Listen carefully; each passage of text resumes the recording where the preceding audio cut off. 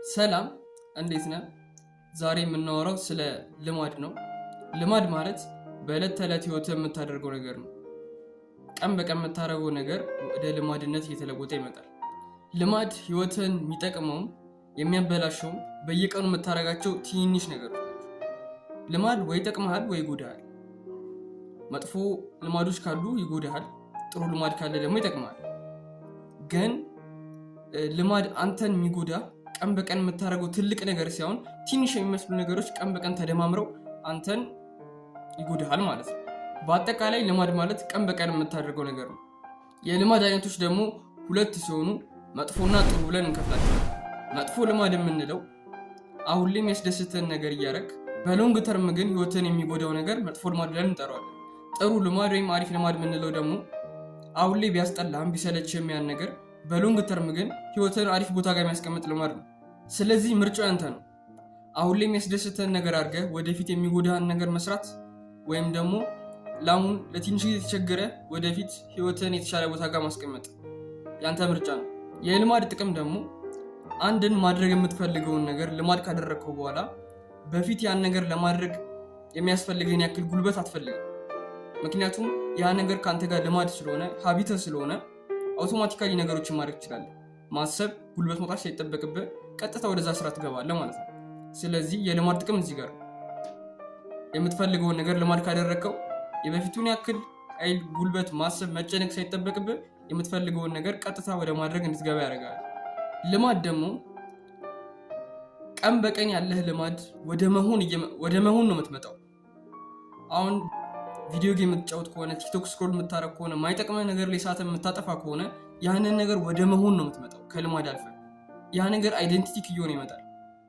ገብቷል? ጥሩ ልማድም ከሆነ እንደዛው። አሁን ላይ መጽሐፍ የምታነብ ከሆነ ስፖርት፣ ብቻ የሚጠቅሙህን ነገሮች እንዳለ የምታረግ ከሆነ ያ ነገር አይደንቲቲ እየሆነ ይመጣል። ያንተ ማንነት እየሆነ ይመጣል ማለት ነው። ከልማድነት አልፎ ማንነት ይሆናል። ስለዚህ የልምድ ኢፌክት እዚህ ጋር ነው።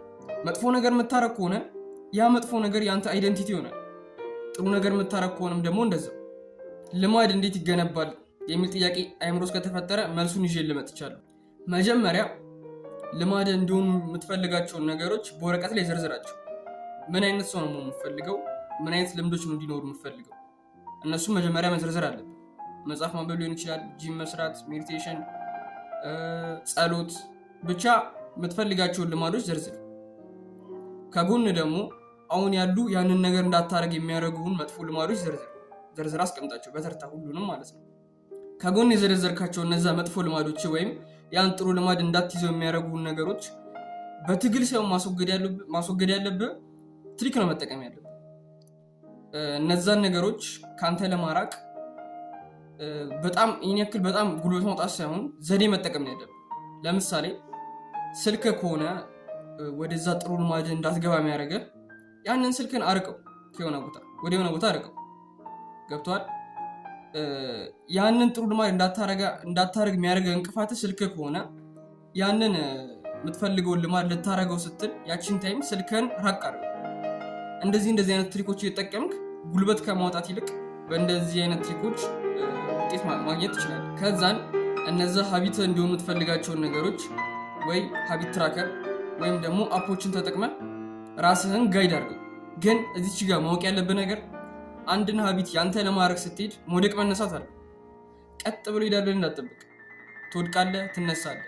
ግን ያ በወደቅክበት ሰዓት ይህ ነገር ለእኔ አይሆንም ብለህ ካቆምከው በቃ እዛው ጋር ትቀራለህ፣ ያለበት ቦታ ጋር ትቀራለህ። ከነ መጥፎ ልማድ ያንን አይደንቲቲ ወርሰ መጥፎ ትሆናለህ ማለት ነው። ግን በወደቅክበት ሰዓት የወደቅክበትን ምክንያት ደግመህ በዛ ምክንያት እንዳትወድቅ ከዛ ውድቀት መማር ነው እንጂ ያለብህ በወደቅክበት ሰዓት ተስፋ ቆርጠህ ከወደቅ እዛው ትቀራለህ። ሰልፍ ኢምፕሩቭመንት ላይ ደግሞ መውደቅ መነሳት ያለ ነገር ነው። ልማድ በአንድ ቀን አይገነባም። አንድን ልማድ ያንተ ለማድረግ ከፈለግ በተመሳሳይ ሰዓትና ቦታ ለ21 ቀን መታረገው ከሆነ ያ ነገር ያንተ ልማድ ይሆናል እንጂ በአንድ ቀን ያንን ልማድ ያንተ ማድረግ አይችልም። ገባ? ያንን ልማድ በአንዴ የኔ ላድርገው ካልክ ማይሆን ነገር ነው። ያ ግን ለ21 ቀን በተመሳሳይ ቦታና በተመሳሳይ ሰዓት ያንን ነገር መደጋገመው ከሆነ ያንን ነገር አውቶማቲካሊ ከዚህ በኋላ ማድረግ ትችላለህ። ያንን የሚያስፈልገን ያክል ጉልበት ማውጣት ይቀርብሃል።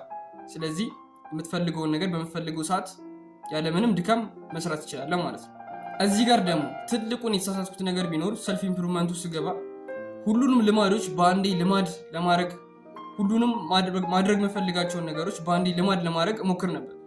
ግን እንደዛ ነው። ቢሆንም ያ የምትፈልገውን ያክል ሪዛልት አታገኝም። ስለዚህ መጀመሪያ ለአንዱ ልማድ 21 ቀን ስጠው። ገባ? 21 ቀን ስጠው። ያን ነገር ቀን በቀን በተመሳሳይ ሰዓትና ቦታ ደጋግማ አድርገው። ያ ነገርን ልማድ እየሆነ ሲመጣ ለሌላኛው ልማድ ደግሞ ተራ ሰጠዋለህ ማለት ነው እንጂ ሁሉንም ነገር በአንዴ ላድርገው ብትል ልታደርገው እኮ ትችላለህ፣ ግን የምትፈልገውን አይነት ሪዛልት አታገኝም፣ ኳሊቲ አይኖረውም ማለት ነው። ስለዚህ ለአንዱ ልማድ 21 ቀን ስጠው። ከዛ ለሌላኛው ተራ በተራ ሁሉንም ልማዶች ታደርጋቸዋለህ ማለት ነው።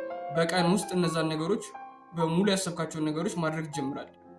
በመጨረሻ ደግሞ መናገር የምፈልገው ነገር ቢኖር ልማዶች ወይ ገነቡሃል ወይ ያፈርሰዋል። እሱ ያንተ ምርጫ ነው። አሁን ላይ የምታደርጋቸው ባድ ሃቢቶች ከሆኑ እያፈረሱ በጊዜ ሂደት ይመጣሉ። አሁን ላይ ግን ጥሩ ልማዶች የምታደርግ ከሆነ በጊዜ ሂደት እየተገነባ ጥሩ ቦታ ጋር እየተቀመጥክ ትመጣለህ። ምርጫው ያንተ ነው። የዛሬው ሀሳብ ይህን ይመስላል።